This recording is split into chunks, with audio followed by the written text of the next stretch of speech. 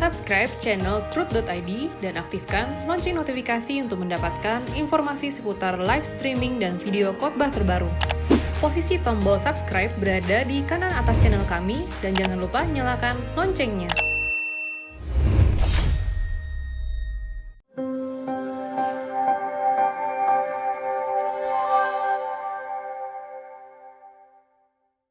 Minggu lalu saya menjelaskan mengenai satu hal. Keadaan yang paling mengecewakan, paling disesali, paling menakutkan adalah ketika seseorang kehilangan kesempatan. Seseorang kehilangan kesempatan untuk bersikap benar terhadap Allah. Bersikap benar terhadap Allah. Nah, sekarang kita harus persoalkan itu. Kita harus pertanyakan itu kepada diri kita sendiri. Mohon hikmat Tuhan. Apakah kita telah bersikap dengan benar terhadap Allah? Kita bisa menguji dan memeriksa diri dan menilai apakah sikap kita terhadap pasangan hidup kita telah benar. Dan itu harus serius kita lakukan. Kita bisa merasakan, saudaraku, kecuali memang nurani seseorang telah menjadi gelap karena sudah terlalu lama hidup dalam egoisme, ego, selalu melihat kepentingan diri sendiri, selalu memanjakan perasaan diri sendiri, maunya dilayani, tidak mau mengalah. Ini yang membuat seseorang tidak memiliki kepekaan. Yang begini ini sudah kartu mati di hadapan Allah. Sebab terhadap sesamanya saja dia sudah gagal untuk bisa mengerti.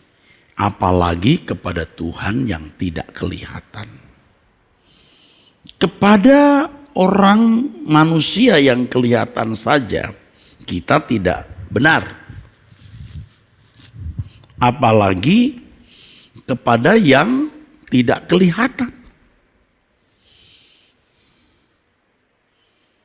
Kita bisa kok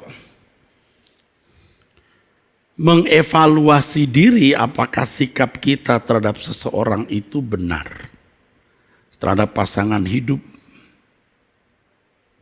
terhadap orang tua, saudaraku, terhadap pimpinan. Biasanya kalau terhadap pimpinan kita serius. Karena itu menyangkut reputasi, menyangkut gaji, menyangkut masa depan karir kita. Tetapi untuk atau kepada orang lain yang tidak menguntungkan mungkin kita tidak terlalu peduli. Terhadap orang tua saja kadang-kadang orang sembarangan. Terhadap orang tua saja kadang-kadang sembarangan. Apakah kita telah bersikap benar terhadap orang tua? Seringkali juga tidak sungguh-sungguh memperkarakan. Terhadap pasangan hidup, terhadap anak, terhadap bawahan, terhadap pegawai yang memiliki status di bawah. Nah, saudaraku, kepada yang kelihatan saja sering orang tidak peduli. Apalagi kepada Tuhan yang tidak kelihatan. Nah, sekarang kita balik, saudaraku. Kalau kita percaya ada Allah yang hidup, Allah yang berperasaan, juga Allah yang memiliki rencana. Mestinya kita bersikap benar terhadap Dia. Selama ini mungkin kita paling tidak memperdulikan hal ini. Banyak orang dalam berurusan dengan Allah itu hanya memiliki modal percaya saja Allah itu ada. Percaya Allah itu ada. Lalu Allah bisa dibungkam, disuap dengan datang ke rumah ibadah. Atau ke gereja kalau dalam konteks Kristen. Berdoa sebelum makan, berdoa sebelum tidur, atau memberikan persembahan uang ke gereja. Dan merasa sudah memenuhi tanggung jawabnya sebagai umat di hadapan Allah. Dan sebenarnya kita memperlakukan Allah itu tidak pantas, tidak patut. Karena kita mendesain Allah di dalam pikiran kita, sesuka kita. Jangan begitu. Kalau terhadap seseorang yang kelihatan, ya memang dia tidak bisa mendesain sesukanya, tetapi dia memberi harga sesukanya. Misalnya terhadap orang tua. Ini yang kelihatan ya saudara. Kalau orang tua itu harganya misalnya 100, artinya harus memenuhi tuntutan 100 untuk bersikap benar terhadap orang tua. Tapi orang tua hanya dihargai 65 misalnya. Nah, jadi kurang ya. Kurang 35. Kenapa begitu? Ya karena egois. Karena tidak mau mengabdi kepada orang tua. Ini pasangan hidup.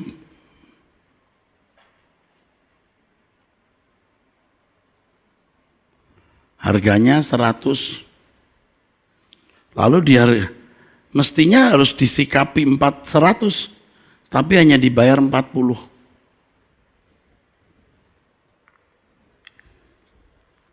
Ini yang kelihatan, saudara. Tuhan tidak kelihatan. Nah, masalahnya juga adalah tidak atau kurang adanya pemberita firman yang menunjukkan atau menggambarkan Allah yang benar. Bagaimana seharusnya atau bagaimana semestinya mengikut Dia. Bagaimana seharusnya bersikap terhadap Dia.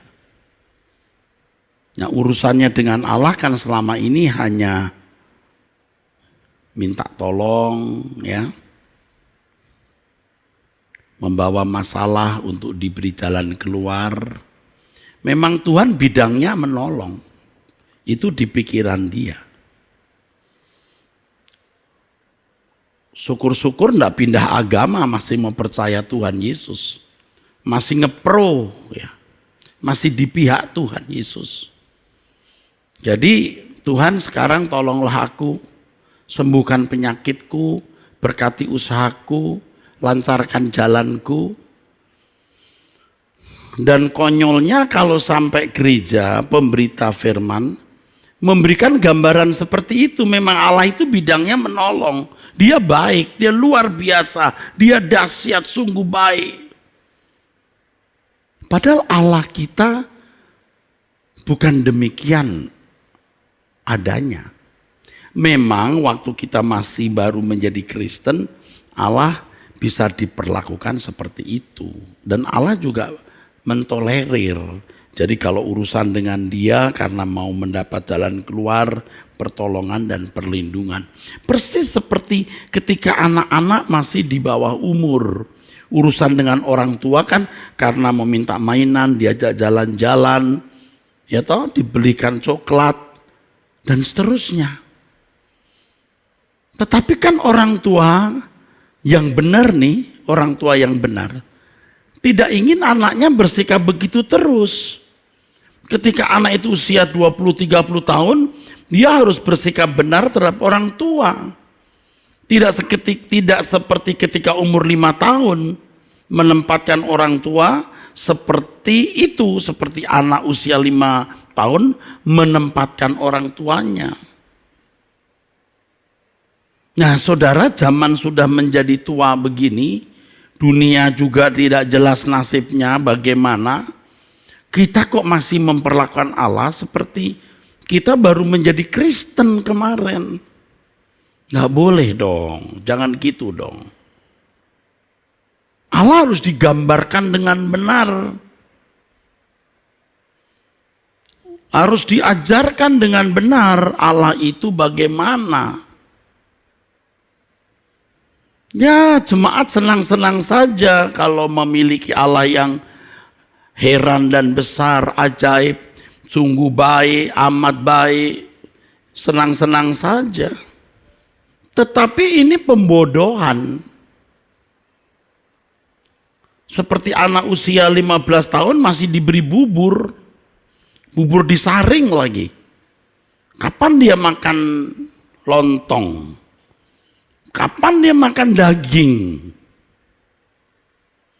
Nah, saudara harus sadar.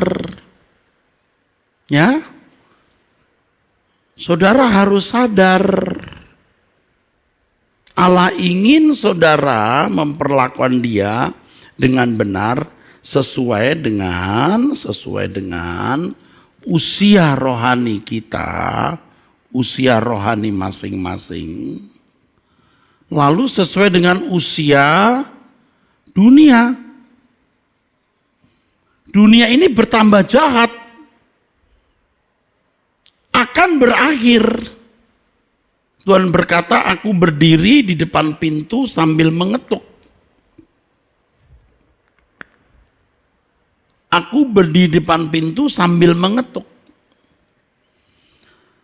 Dulu kita kalau memahami ayat itu ayat sering digunakan untuk untuk kebaktian kebangunan rohani. Kalau kebangunan rohani pasti pakai ayat itu. Kenapa ya Pak? Ya, karena supaya orang menerima Yesus. Nggak salah dong Pak? Ya nggak salah, tapi tidak tepat. Sebab kalau saudara membaca Wahyu pasal 3 itu kepada jemaat Laodikia, jemaat terakhir. Pintu di situ bukan pintu hati, tapi pintu dunia. Kalau saudara membaca Wahyu pasal 3 itu sebenarnya bicara mengenai akhir zaman. Tetapi bicara mengenai akhir zaman bukan berarti parousia ya. Bukan berarti parousia ya, belum tentu. Parousia itu kedatangan Yesus. Akhir zaman bisa zaman tertentu, periode tertentu, atau wilayah tertentu yang akan diakhiri Tuhan. Jadi kalau Tuhan berkata aku berdiri depan pintu di sini, ini bukan pintu hati sebenarnya, tapi pintu kehidupan di mana Tuhan akan mengakhiri sejarah kehidupan. Lihat aku berdiri di muka pintu dan mengetuk, jikalau ada orang yang mendengar suaraku dan membukakan pintu, aku akan masuk mendapatkannya. Dan aku makan bersama-sama dengan dia dan ia bersama-sama dengan aku. Di mana? Ya di kerajaan surga. Barang siapa menang, ia akan kududukan bersama-sama dengan aku di atas tahtaku. Sebagaimana aku pun telah menang dan duduk bersama-sama dengan Bapakku di atas tahtanya. Kan orang bisa kaget-kaget saudara kalau mendengar khotbah seperti ini. Aduh Pak, yang kita tahu selama ini dia berdiri depan pintu hati. Ini kan jemaat Laodikia, jemaat Kristen, sudah Kristen. Tapi jemaat ini suam-suam kuku. tidak dingin atau panas. Kalau begini aku akan memuntahkan engkau dari mulutku. Karena engkau berkata aku kaya dan aku telah memperkayakan diriku dan aku tidak kekurangan apa-apa. Padahal engkau tidak tahu engkau ini melarat, malang, miskin, buta, telanjang dan seterusnya. Ini orang Kristen. Jadi bukan orang yang belum punya Yesus, sudah punya Yesus. Ia berdiri di depan pintu dunia. Sekarang Tuhan sedang mengetuk dunia ini. Yang dikatakan di dalam Alkitab seruan, mempelai datang, mempelai datang. Itu pintu diketuk. Erupsi, tsunami, perang, bencana, wabah, krisis. Itu Tuhan sedang mengetuk. Sadar nggak kamu? Tapi kita masih kanak-kanak. Masih sibuk, Tuhan aku belum punya jodoh. Tuhan aku belum punya rumah. Aku sakit Tuhan, aku mau sembuh. Bukan tidak boleh sembuh. Tapi kalau saudara sembuh lalu Anda hidup sembarangan, mendingan tubuhmu diserahkan kepada iblis, jiwamu binasa. Ketok pintu dunia. Hayo bangun, bangun, mempelai datang.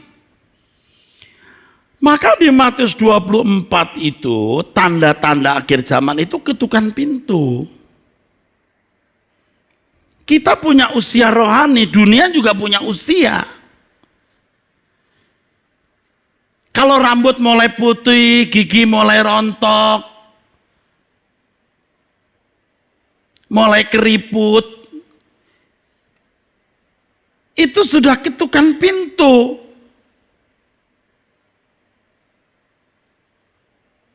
Jadi kalau kita sudah mulai mengalami simptom atau tanda atau gejala itu, sadarlah waktunya sudah dekat untuk kamu. Kalau usia saya 61 tahun, ini sudah jam 5 sore. Matahari sebentar akan tenggelam.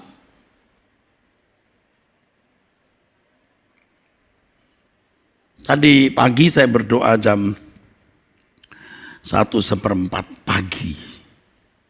Saya berkata, Tuhan, kalau ada yang masih kupertahankan dalam hidupku, Engkau beritahu. Aku mendesak kepadamu Tuhan, apa yang bisa menyenangkan Engkau? Apa yang bisa membahagiakan Engkau? Sebab kalau kita mati, kita pasti ketemu dengan pengadilan Tuhan. Pasti. Kalau kita percaya Allah itu hidup, kita harus hidup taati Dia. Jadi bukan hanya percaya Dia ada. Kalau kita percaya Allah itu hidup, yakin Allah itu hidup. Ya. Kamu harus hidup suci. Berarti dia berperasaan loh.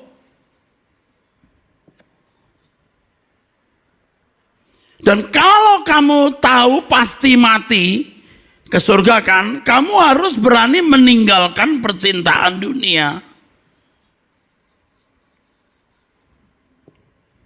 Meninggalkan percintaan dunia.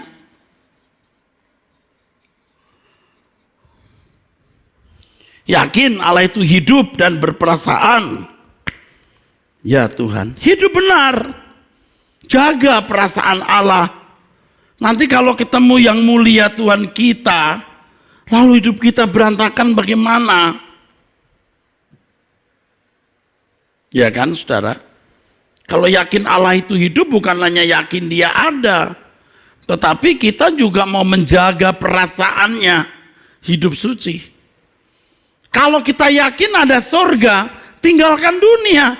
Kalau Anda tidak berani meninggalkan dunia, berarti Anda nggak yakin bahwa Anda akan mati dan akan pulang ke surga. Anda emang nggak punya rumah di sana. Kalau memang tidak berani meninggalkan dunia, berarti Anda nggak yakin. Nggak yakin. Berkali-kali itu orang bertanya kepada saya, Pak, saya itu terus terang takut mati. Bagus, kamu terus terang. Kalau kamu takut mati, pasti hidupmu belum bersih, tidak mungkin. Kalau kamu takut mati, kau belum meninggalkan dunia karena kamu merasa bahwa kebahagiaanmu itu dunia ini. Kalau kita melepaskan percintaan dunia, kita tidak berharap dunia membahagiakan, saudaraku. Apapun yang kita miliki itu hanya sarana untuk mengabdi dan melayani Tuhan.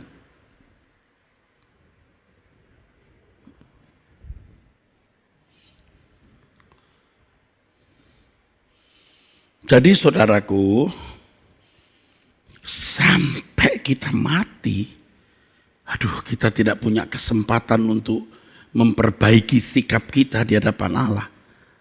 Mengerikan, saudara. Mengerikan.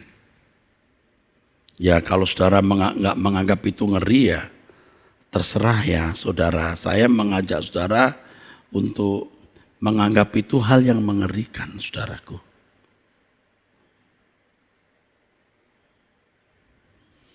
Ya, ayo kita bertobat. Saya pun juga mau terus tiap hari bertobat. Jadi kalau kita ada salah, kita minta ampun. Nggak usah nunggu salah yang besar. Apapun yang kira-kira tidak membuat Tuhan senang, kita minta ampun. Dari segala hal, dari hal-hal kecil. Ampuni saya Tuhan. Ampuni sikapku yang tidak patut, ampuni. Itu terus. Nah, kalau kita sudah belajar menjaga perasaan Allah, nanti terhadap pasangan hidup, kita mulai beda. Kenapa? Aku menjaga perasaanmu, membahagiakan engkau, bersikap benar. Bukan karena kamu, karena Tuhan.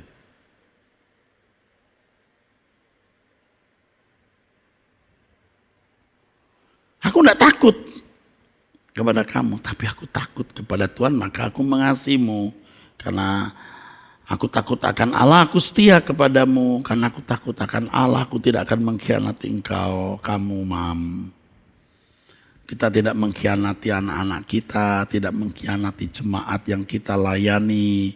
Kalau kita itu pendeta ya saudara. Karena Tuhan.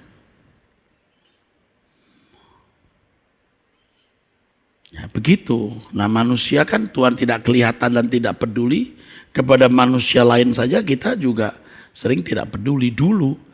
Orang tua yang harus kita hormati 100% hanya diberi 65%. Pasangan hidup yang mestinya kita beri bagian 100, kita kasih 40. Bahkan kadang-kadang bukan 40. Kepada pasangan hidup yang mesti diberi 100, malah minus 50. Tidak dibahagiakan, dikhianati, dilukai. Mati dah. Anda masuk neraka kalau tidak bertobat.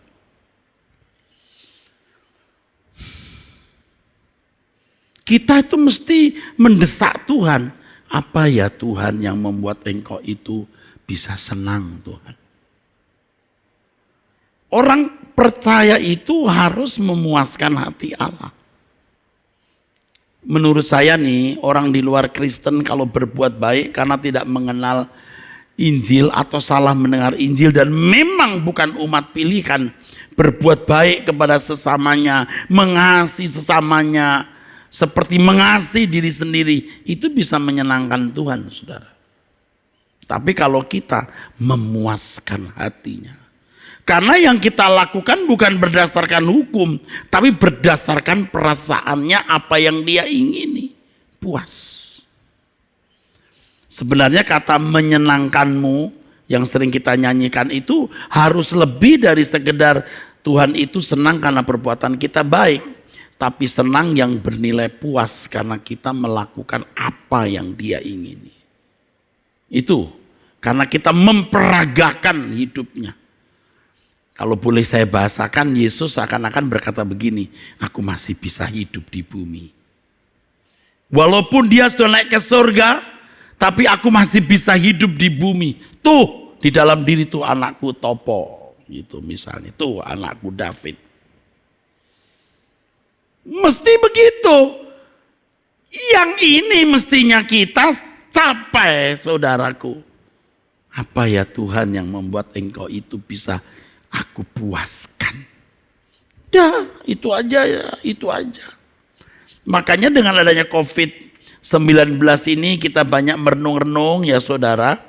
Ya, gereja juga tidak terlalu jadi sibuk dengan urusan organisasi.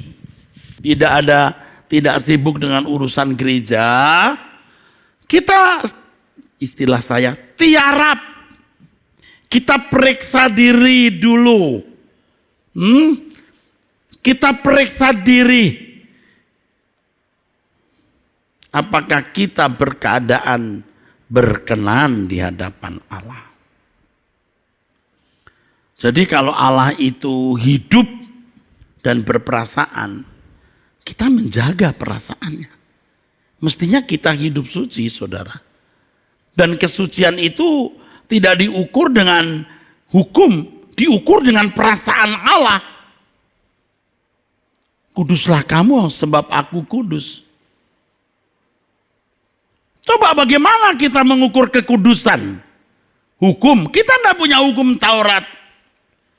Injil tidak mengajarkan hukum-hukum, dilarang begini, dilarang begitu, boleh begini, boleh begitu, ini halal, ini haram. Tidak ada. Ini halal, itu haram. Tidak ada. Seakan-akan semuanya kisah-kisah saja. Tapi di balik kisah itu akan ada kebenaran. Di balik kisah tersebut ada kebenaran yang mencerdaskan pikiran kita. Agar kita mengerti kehendak Allah apa yang baik, yang berkenan dan yang sempurna. Ayo kita mau mengakhiri sisa umur hidup kita ini dengan memuaskan hati Allah. Kita akan tergoda saudaraku untuk memuaskan diri sendiri. Kita akan tergoda. Ya, kita akan tergoda memuaskan diri sendiri. Bagaimana kita bisa menyenangkan diri kita dengan tontonan, hiburan, pakaian, arloji, tas, kedudukan, pangkat, dan lain sebagainya. Dan itulah cara iblis menyeret kita untuk menyembah dia. Ya, inilah cara iblis menyeret kita untuk menyembah dia. Padahal kalau secara usia biologis banyak orang-orang yang gak lama lagi saudaraku. Apalagi sekarang ini tidak sedikit orang yang terpapar COVID tetapi tidak ada tanda-tanda. Orang tanpa gejala. Anak-anak muda itu tanpa gejala. Nempel-nempel ke orang tua, dia mah sehat. Orang tuanya langsung habis. Terpapar lalu meninggal. Makanya anak-anak muda jangan karena kamu sehat, kamu sembarangan pergi. Enggak apa-apa tuh, kamu enggak apa-apa, orang tuamu nanti. Enggak boleh begitu. Suami-suami sehat, tapi istri gimana? Istri-istri sehat, suami gimana? Anak-anak sehat, gimana orang tua? Banyak kan OTG itu. Nggak ada tanda-tanda. Tapi terpapar. Saya pikir-pikir banyak orang juga punya OTG di hadapan Tuhan. Nggak ada gejala masuk neraka itu, nggak ada. Kelihatannya, siapa yang bisa lihat? Tuhan yang lihat. Dan dia bisa melihat kalau dia memperkarakan itu di hadapan Allah. Nah sekarang dengan OTG ini, yang saya bukan ahli tapi saya baca di berbagai media, ya, virus bisa muten, Bayangkan saudara, yang tadinya kena panas mati, sekarang kena panas nggak mati. Lah yang begitu-gitu gimana? Yang satu berkata ini bisa terpapar lewat udara, yang lain oh tidak, droplet aja. Wah, nggak jelas. Dengan adanya OTG ini, kalau orang-orang yang punya penyakit penyerta, ya, seperti yang saya baca, mudah terpapar lalu tidak lama bisa lewat. Ini wabah bisa membuat orang-orang di atas 60 tahun seperti hilang ini, yang tidak memiliki imunitas tinggi. Usia biologis kita udah begini. Bapak Ibu nih banyak yang usia 60 tahun masih banyak mimpi-mimpi. Nah, jangan punya mimpi lagi kecuali satu, langit baru, bumi baru. Sudah, berkemas-kemas kita pulang.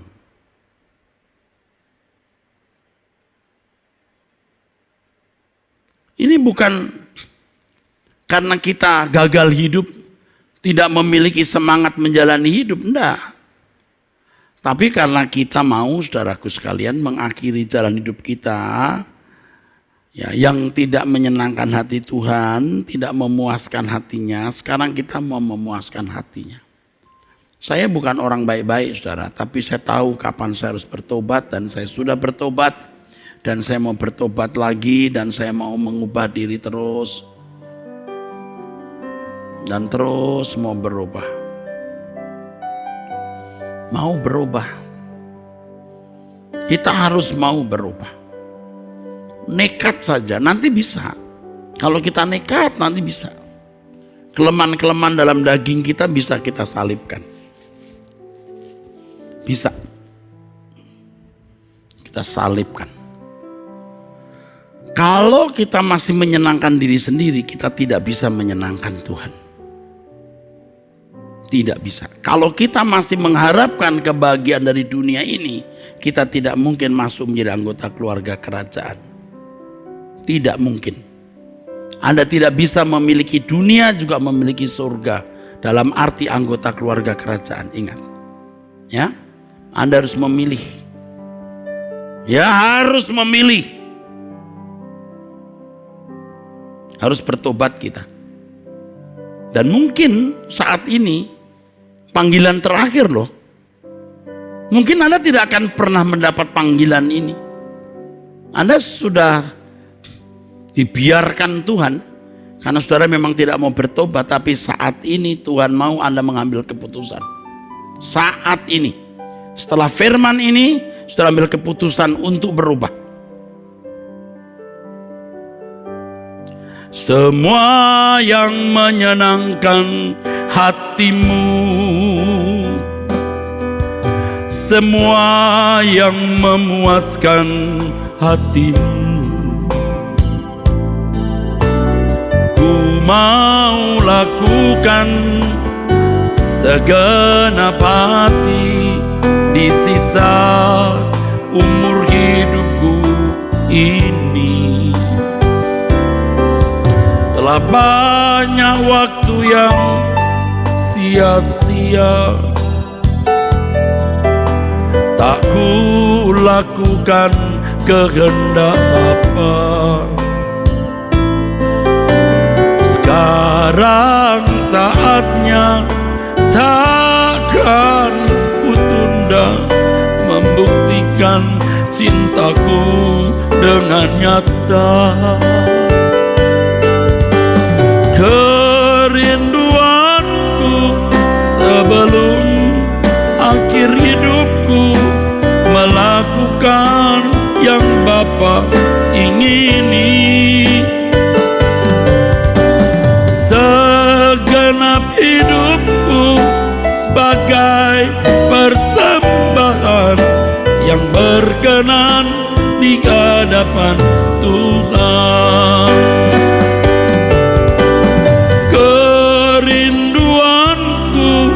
Sebelum akhir hidupku melakukan yang Bapa ingini.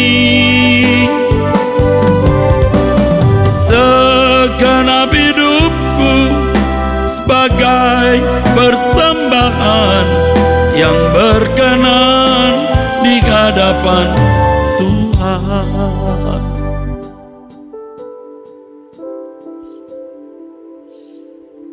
Saya ingatkan saudara, kalau saudara menutup mata, Anda belum bersikap benar terhadap Allah, itu saudara akan gemetar ketakutan. Benar, Anda akan kehilangan kesempatan memperbaharui diri. Jadi saudara, saya harap mau berubah. Dan kesempatan itu jangan nunggu besok. Sekarang ini, saat ini.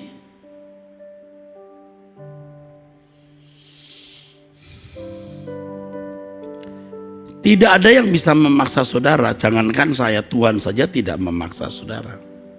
Tapi saudara mesti memiliki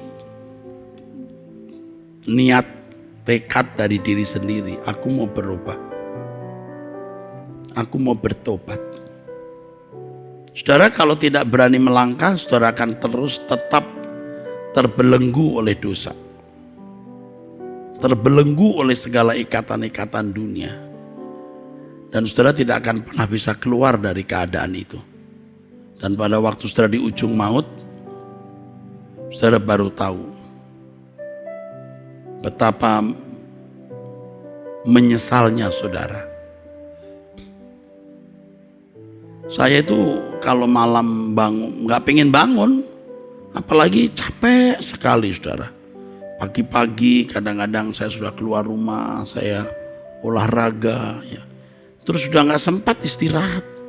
Jadi malam itu kalau sudah blek-blek tidur sudah. Aduh, sudah capek sekali. Jam 1 bisa bangun, 1:30, aduh pengen tidur. Tapi dorongan untuk menjumpai Tuhan lebih kuat.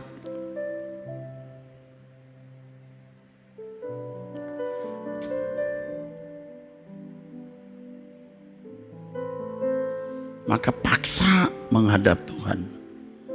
Dan pada saat-saat seperti itulah saudaraku, saat-saat dimana kita bisa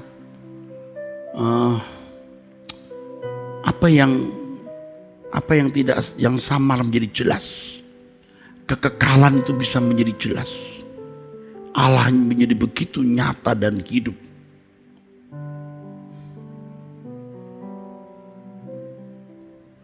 Nah, saat seperti itulah kita bisa menemukan hal-hal yang luar biasa yang mengubah hidup kita. Saya bisa berkhotbah seperti hari ini ya, karena saya memiliki waktu untuk duduk diam di kaki Tuhan dan memaksa diri untuk bertanya, Tuhan, kalau ada bagian hidupku yang belum beres, tolong beritahukan kepadaku ya Tuhan.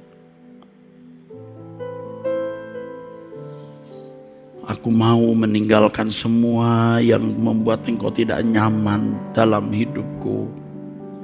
Walaupun kemudian besok paginya kadang-kadang heran juga saudara. Kita bisa tidak sesemangat waktu malam hari kita berdoa. Tidak sesemangat seperti malam hari. Tapi terus kita belajar sampai suasana pagi hari atau malam hari bertemu Tuhan itu terbawa terus. Aku memilih-Mu Tuhan. Itu sebenarnya kan saya temukan pada waktu saya sedang berdoa itu. Saat-saat di mana saya berlutut. Dan ide-ide yang muncul pada waktu itu saya jadikan lagu. Dan kadang-kadang rekamannya masih ada, aslinya itu. Masih ada kalimat-kalimatnya walaupun ada yang saya robah kemudian.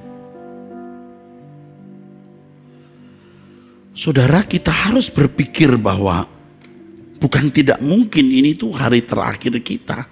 Makanya saudara, kalau sekarang ini tidak mengambil keputusan, saya tidak mengancam. Anda tidak akan memiliki kesempatan kedua. Ini mungkin hari terakhir saudara. Atau besok Anda masih hidup, tapi tidak ada kesempatan lagi, tantangan lagi untuk berubah seperti saat ini. Atau oleh karena pengaruh dunia, Anda tidak bisa lagi berbalik kepada Tuhan. Sudah tidak bisa berbalik lagi. Tidak bisa berbalik karena keadaanmu sudah begitu rusak, saudara. Usia rohani ini seperti kalau tubuh kita itu makin uzur, tidak bisa menyerap makanan, tidak lentur lagi. Bahkan dalam stadium tertentu obat tidak bisa diserap oleh tubuh ini. Sama, sampai tidak bisa menyerap kebenaran lagi. Tidak bisa dinasehati lagi. Sementara usia dunia sudah sampai pada titik puncak. Tadi pagi jam 1 lebih itu saya berdoa. Ya bukan mau menunjukkan yang saya berdoa, memang betul-betul berdoa. Saya mengucapkan kalimat yang saya ajak saudara untuk bisa mengucapkannya. Kalimatnya itu begini, Tuhan, kalau Engkau datang kembali, Engkau bertanya apakah anak manusia mendapati iman di bumi. Engkau masih mendapati, Tuhan. Paling tidak aku. Paling tidak aku. Nah kalau ada 100 orang yang berkata paling tidak aku, ada 100 orang.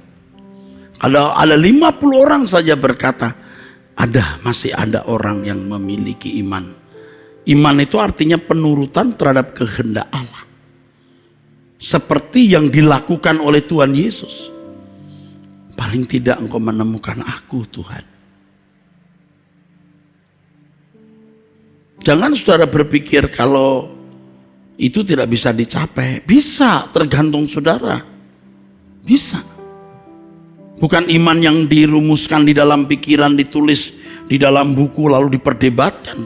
Iman yang diperagakan, iman yang dihidupkan, dihidupi di dalam hidup seseorang. Aku percaya padamu Tuhan. Coba tanya Tuhan, Tuhan merasa gak dipercayai oleh saudara?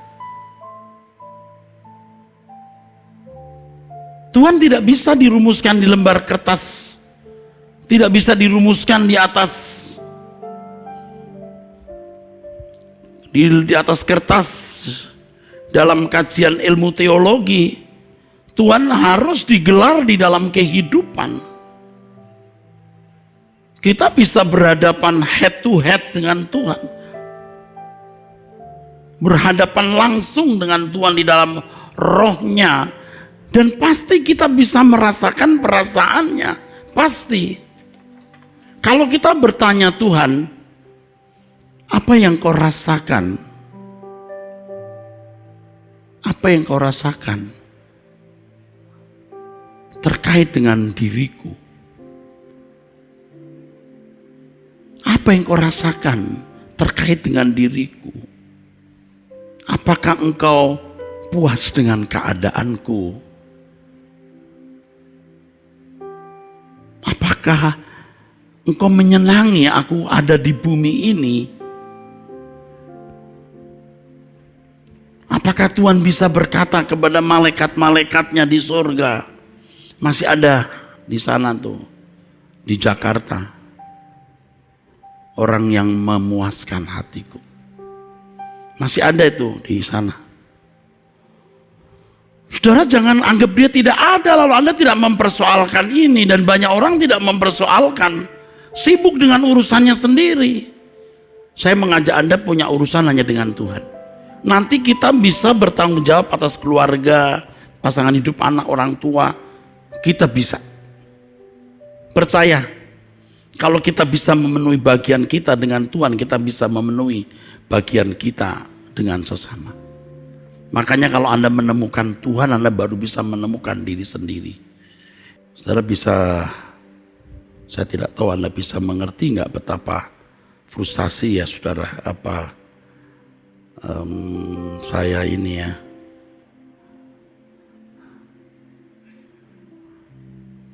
Dengan mengerti kebenaran ini lalu saya berjuang melihat kanan kiri, kok enggak takut ya gitu. Sedangkan kita takut, kita gentar.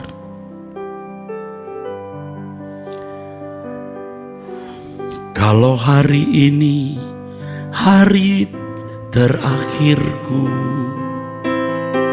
ku pulang ke rumah abadi Bapakku. Tak ada sesuatu yang ku pertahankan, tak ada lagi yang masih ku nantikan. Kalau hari ini hari terakhirku, mestinya hidup telah bersih di matamu. Pekerjaan Bapa harus ku tunaikan, sedia menghadap pengadilan Tuhan. Tolong aku hidup tidak bercacat celah. Tolong aku untuk berkenan di hadapan Bapa.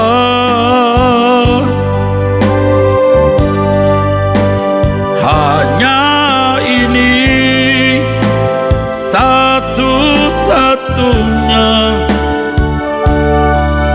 tujuan hidupku. Persiapkan diri menjadi mempelai di kerajaan.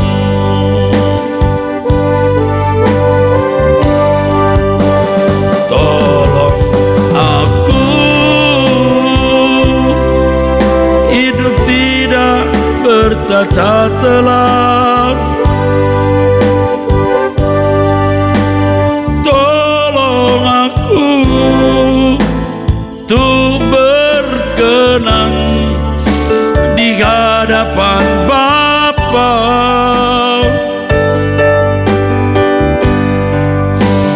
Hanya ini satu-satunya tujuan hidupku. Persiapkan diri menjadi mempelai di kerajaanmu.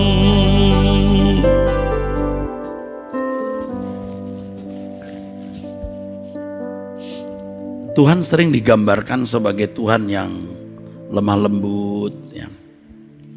Seperti seorang gembala yang menggendong anak domba di pelukan, atau domba yang jatuh tangannya terulur.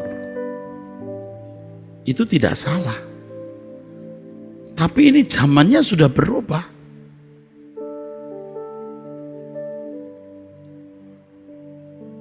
Mungkin dalam tanda kutip ada kecemasan itu di kerajaan Allah. Di antara para orang kudus dan malaikat-malaikat yang kudus. Ketika mulai membaca tanda zaman dan mereka mengerti ini keadaan sudah krisis. Sementara banyak orang Kristen masih bercinta dengan dunia, masih berpesta pora dengan segala kesenangan-kesenangan. Kita sudah tidak lagi melihat Yesus seperti gembala yang menggendong anak domba itu. Dia sudah pegang tongkat kerajaan, perang. Tinggalkan dunia. Matikan dagingmu. Sangkal dirimu, tinggalkan dunia. Penggambaran yang salah itu berbahaya, saudaraku sekalian.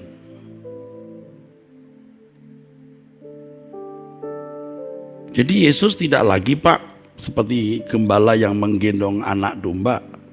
Mungkin masih untuk orang-orang tertentu saja yang baru Kristen. Ini dunia kan dunia yang teknologi komunikasi dan transportasi begitu maju. Ini Injil sudah sampai ke ujung bumi. Ini sudah bukan lagi masa penuaian, tapi masa penampian, saudara. Aku muntahkan kamu nanti. Itu kan ancaman, saudara.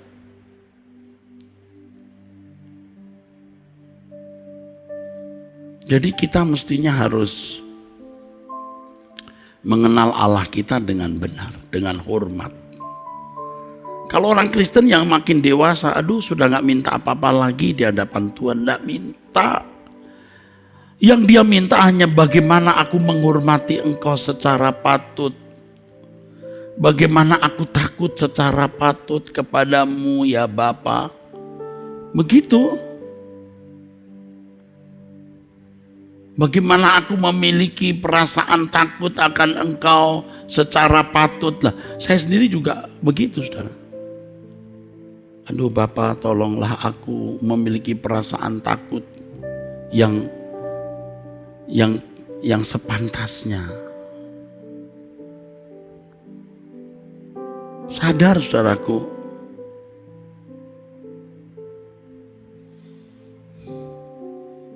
sadar kita belum takut secara patut kepada Dia. Makanya kita minta bagaimana aku memiliki perasaan takut yang sepantasnya kepada Tuhan.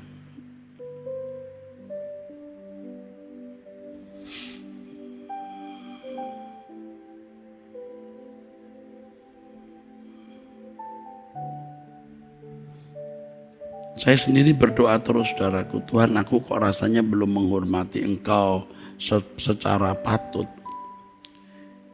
Saya minta supaya aku menghormati engkau sepatutnya bagaimana ya Bapak. Itu sering saya doakan, tapi titik tertentu saya jadi takut juga mengucapkan kalimat itu. Kenapa? Kamu sudah tahu, kamu minta-minta, tapi kamu tidak melakukan. Eras. Oh gitu ya Tuhan. Siap.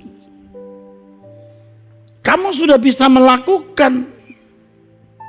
Jadi seakan-akan kita mau timpakan itu tanggung jawab ke Tuhan. Kalau engkau tidak membuat aku takut akan engkau, ya jangan salahkan aku. Atau Tuhan buat aku secara ajaib begitu loh takut akan engkau. Nggak bisa. Itu tergantung kehendak bebasmu. Kamu mau takut kepada Tuhan atau tidak tergantung kehendak bebasmu.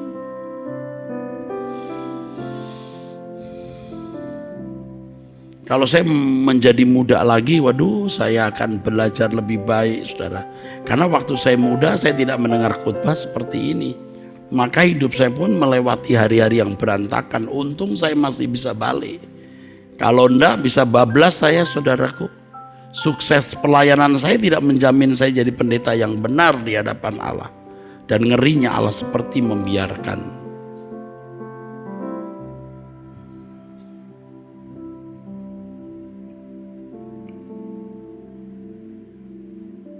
Saya menantang saudara untuk bertobat.